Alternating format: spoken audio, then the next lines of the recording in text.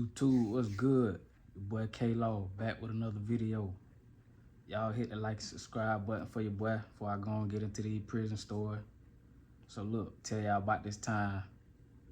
So I think I'm probably maybe like a year into my bid, into my to my 4-year bid, my 52-month bid.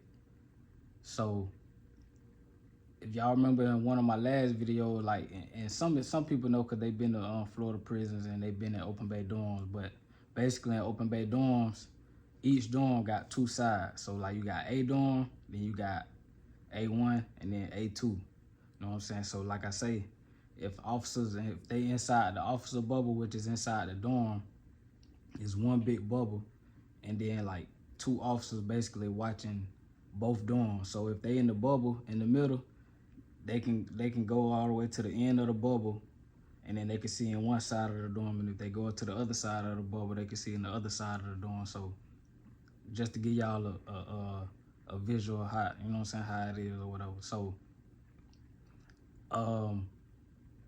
I was in D dorm at this time. So you got D1, D2. I was in D2. So basically, in prison, in Florida prison, I don't know about anywhere else, but in Florida prison, it don't really matter your charges, man. They'll really put you in there with anybody unless you on death row. If you on death row, they gonna, you know what I mean, you house separately in your own cell at a certain facility.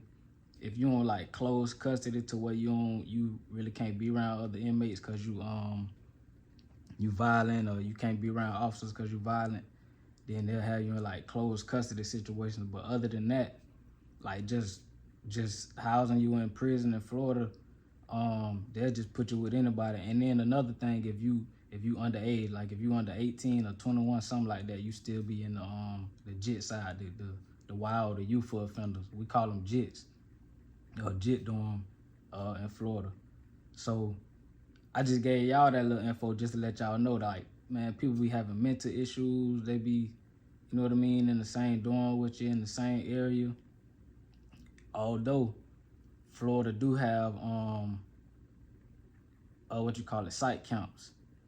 Like you got site counts. Basically, people who have mental issues, they mainly at these counts. You do have regular people at these counts because you still got people. You gotta have people run the child. You still gotta have inmates run the canteen to serve the other inmates' canteen. You still gotta have inmates mow lawn, stuff like that. You know what I mean? So, but I just say, like, majority at these counts, they, you know what I'm saying, people, they cuckoo, they got mental issues. So, but you know what I'm saying, in Florida, man, they don't really care, man. They'll just throw you in there. Like I say, when I first got in the reception center, when we got in the dorm, my bunkie had life.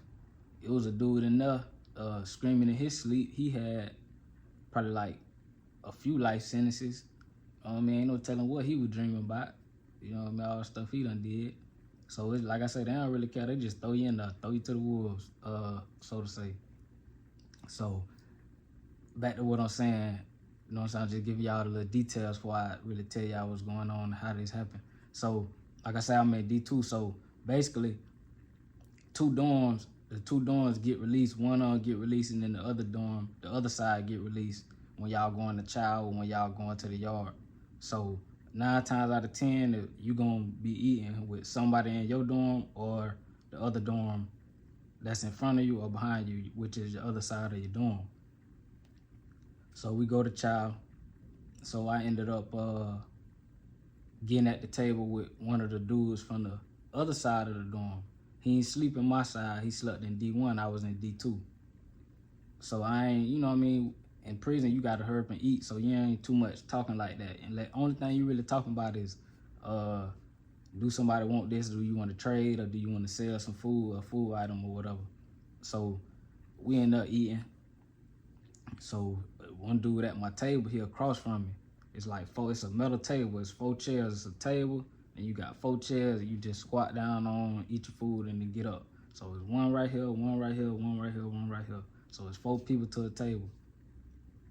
So the dude across from me, he mumbling something, but I don't really understand. Like I said, I ain't paying attention. I don't know this dude. I just know he on the other side of the dorm. That's all I really know about him. So he eating his food, he mumbling something, But like I said, I don't really understand what he's saying. We get up, go on about our day. That's that. So probably like a week later, I'll probably say probably like a week later, one of my homeboys from the street. When I say from the street, I'm basically like when I'm in prison, somebody that I knew before I went to prison and we ended up at the same prison. One of my dogs ended up coming to the prison. He was on, I think bro was on the other side. No matter of fact, he wasn't even on the other side of my dorm. He was in B dorm. But just so happened when we went to chow, he kind of snuck back and then we sat at the same table. And then when he sat at the same table with me, my homeboy, just so happened the guy that I was telling y'all about who was mumbling something the last time, he was sitting at the table. So this time he's saying something again, but we don't really know who he talking to. And like I say, he ain't really making a conversation, but he just talking. So I'm like, man, what the hell going on? So my homeboy like, man, buddy crazy, man. That he cuckoo. So I'm like, yeah, that's probably what it is.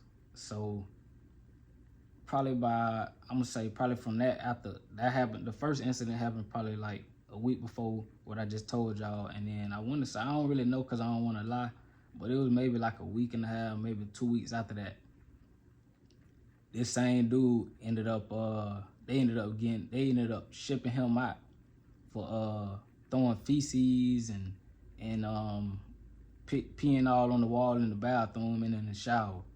So yeah, they got Buddy up out of the ASAP. Like, I think the officers they got him out of there for one, because once you do that, you know what I'm saying, you gotta go to the site, see the site people.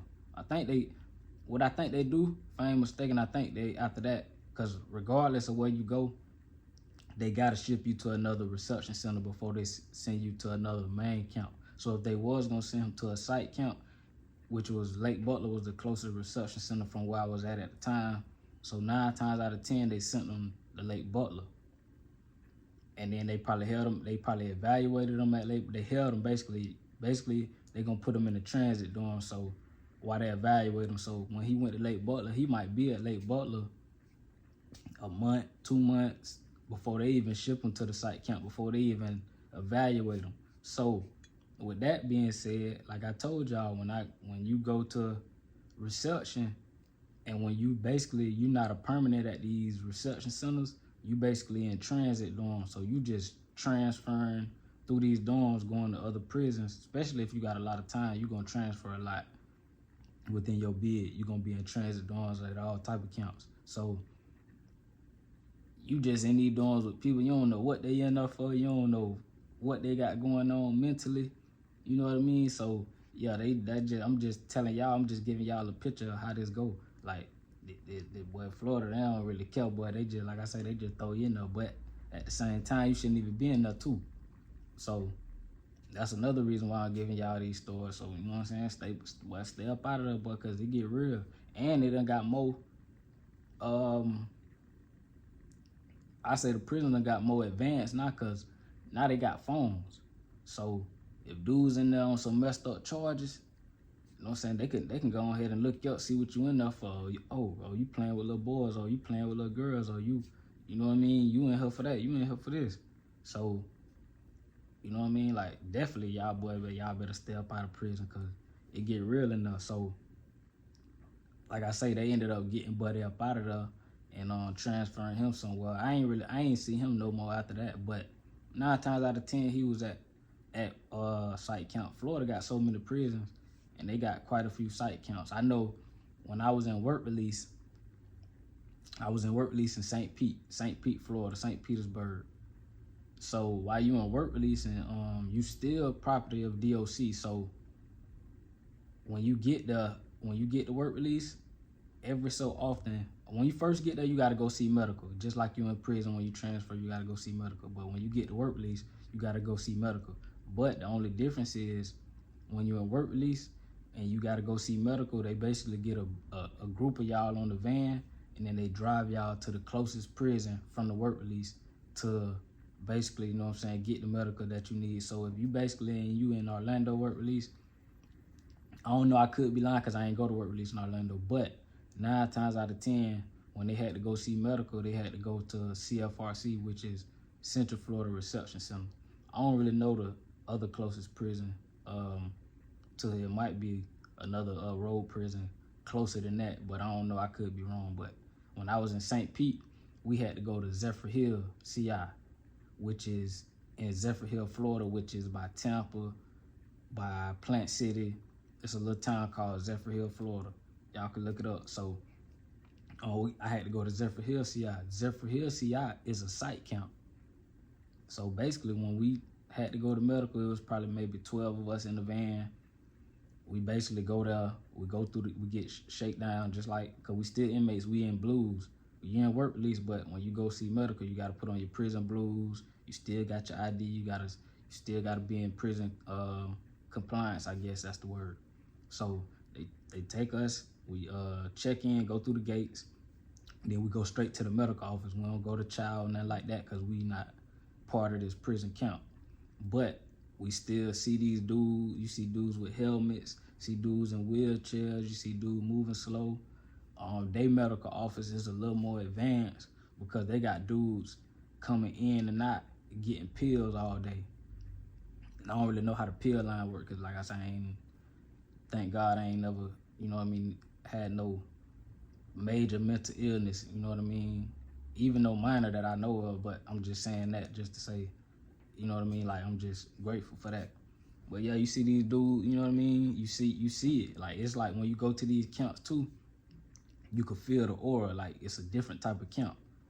A lot of times these camps are more violent because, like I say, you got these dudes, they don't get their meds on time, or that med be done wore off, and they don't, they don't snap on somebody out the blue and stab somebody up. They got life sentences, so they don't really care.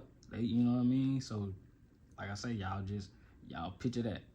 But yeah, we had to go to medical. And then once we saw medical, we got back on the van, and then we go back to the work release. Then once you get back to the work release, and you in the work release compound, you could put back on your regular street clothes.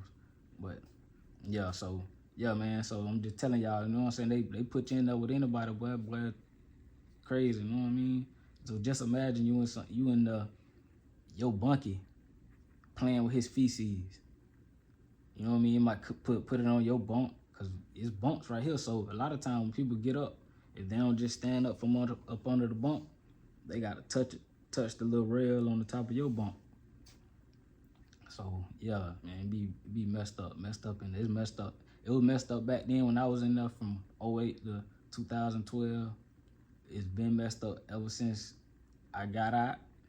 It's been messed up before I went. So I advise y'all, but y'all see the video, stay up out of prison. Stay up out of jail too.